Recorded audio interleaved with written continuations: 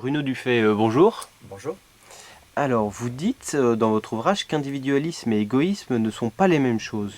Pouvez-vous vous expliquer? Oui, je pense que ça mérite une petite explication parce que l'égoïsme et l'individualisme sont très souvent confondus lorsqu'on parle au quotidien. Et pourtant, il y a une vraie différence. Les sociologues parlent d'individualisme quand les gens ne sont pas égoïstes, mais simplement ont une quête d'individualité, cherchent à exister par eux-mêmes, veulent penser par eux-mêmes. Donc on a la première caractéristique de l'individualiste, hein, c'est vraiment cette quête d'individualité, avant l'égoïsme. Alors évidemment, il a un côté égocentré, hein, c'est certain, ce qui fait qu'on confond avec l'égoïsme, hein, mais bon, égocentrisme ne veut pas dire non plus égoïsme. Hein. Et enfin, on a chez l'individualiste une grande soif d'autonomie. Donc ça, c'est vraiment, on le sent bien dans la génération des jeunes aujourd'hui, qui veulent une liberté de manœuvre, qui veulent une indépendance, qui veulent se construire par eux-mêmes, hein, devenir soi-même. On écrit souvent cette expression, devenir soi-même, créer sa vie. Donc ce sont vraiment les aspirations de l'individualiste. Alors, donc rien de négatif derrière ce mot individualiste, hein, ça c'est la première chose, et je ne fais pas du tout une espèce de critique systématique de cette notion et des individualistes, pas du tout, parce que en même temps, nous sommes au XXIe siècle et on voit apparaître avec quête d'individualité, autonomie, on voit apparaître d'autres éléments dans l'individualisme, qui sont par exemple une grande sensibilité. Et c'est ce qui explique qu'aujourd'hui, l'individualisme peut être très généreux, très affecté par des grandes causes humanitaires, par exemple, et en même temps, quête d'individualité et autonomie. Hein, donc, ce n'est pas négatif, c'est au contraire plutôt positif dans le sens où les gens cherchent à se construire par eux-mêmes. Dans votre ouvrage, vous semblez aussi dénoncer les technologies, ou du moins certains de ces aspects sont pourtant bien pratiques au quotidien.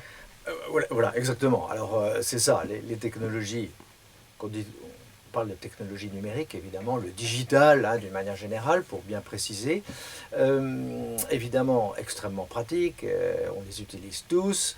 La société est en train de se digitaliser, les entreprises, il y a une transformation digitale. Donc, il s'agit vraiment d'une grande mutation. Hein. Donc, dénoncer serait un peu ridicule, ce serait un peu un combat d'arrière-garde. Donc, il s'agit beaucoup plus de se dire, bon, ok, les technologies sont là, les technologies nous aident, mais en même temps, elles nous fascinent, et elles nous rendent addicts un peu. Hein. Pas tout le monde et pas pour tout, mais enfin, il y a quand même, on sent quelque chose qui se passe entre l'individu et son smartphone, par exemple. Dès qu'on lui enlève, il se sent un peu désemparé. Donc, c'est une recherche beaucoup plus non pas de dénonciation, mais de se dire quand est-ce qu'on va trop loin? Quand est-ce qu'on franchit la ligne jaune? Et évidemment, l'autre question qui m'intéresse beaucoup, c'est de dire en quoi individualisme et technologie se renvoient la balle.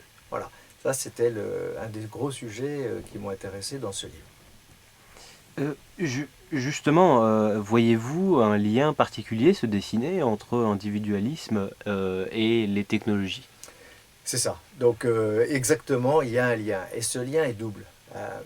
Alors, les technologies, si elles se déploient si vite, si elles ont un tel succès, c'est pas un hasard. Je veux dire, c'est pas parce qu'on nous les impose, c'est parce que nous les aimons, nous les voulons.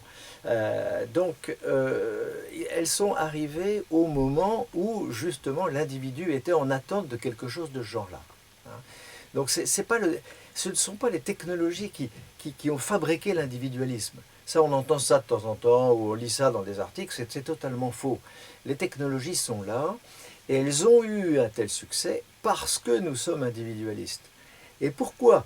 Eh bien parce que, en fait, qu'est-ce que cherche l'individualiste à travers sa quête d'individualité? Ben, il cherche à exister, il cherche à se montrer, il cherche à être visible, il cherche à être populaire. Et alors, quel bon outil pour tout ça? Évidemment, les réseaux sociaux, magnifique outil, qui arrivent juste bien au moment où on a envie d'exister, d'être visible, d'être populaire. Donc voilà un exemple où on voit bien que l'individualisme euh, donne leur succès aux technologies, mais évidemment, je disais qu'il y avait un lien qui est double, c'est qu'évidemment les technologies sous forme d'une boucle rétroactive amplifient l'individualisme. Donc se crée entre individualisme et technologie une sorte de spirale. Hein. Donc c'est ça qui est, pour moi, qui a été une grande découverte en écrivant ce livre, qui m'a beaucoup passionné, parce que d'abord ce sujet n'est pas tellement débattu. On parle, oui, les écrans, c'est mauvais, oui, ceci, oui, cela. Donc on dénonce, on fait des critiques, on va faire une journée sans email. Bon, ok. Mais ça, c'est un petit peu oublier l'arrière-plan. Il faut comprendre pourquoi les technologies nous sont si indispensables. Hein, c'est parce que nous sommes individualistes et que nous aimons, que nous favorisons le développement des technologies. Et ensuite, évidemment, les technologies nous amplifient notre caractère individualiste. Et alors pour pousser la question un peu plus loin, et puisque vous le mentionnez dans votre sous-titre, est-ce que selon vous se dessine un lien justement entre la technologie et aussi enfin, numérique et le totalitarisme? Voilà. Alors ça, c'est évidemment la question qui peut faire peur, hein, j'en suis conscient. Le sous-titre dit technologie et individualisme conduisent-ils au totalitarisme? Effectivement, c'est là que je fais une alerte. Hein. Je suis un lanceur d'alerte sur ce sujet parce que on voit bien que les technologies emprisonnent l'individu, le font rentrer dans une espèce de spirale narcissique entre son smartphone et lui-même, et il peut s'isoler.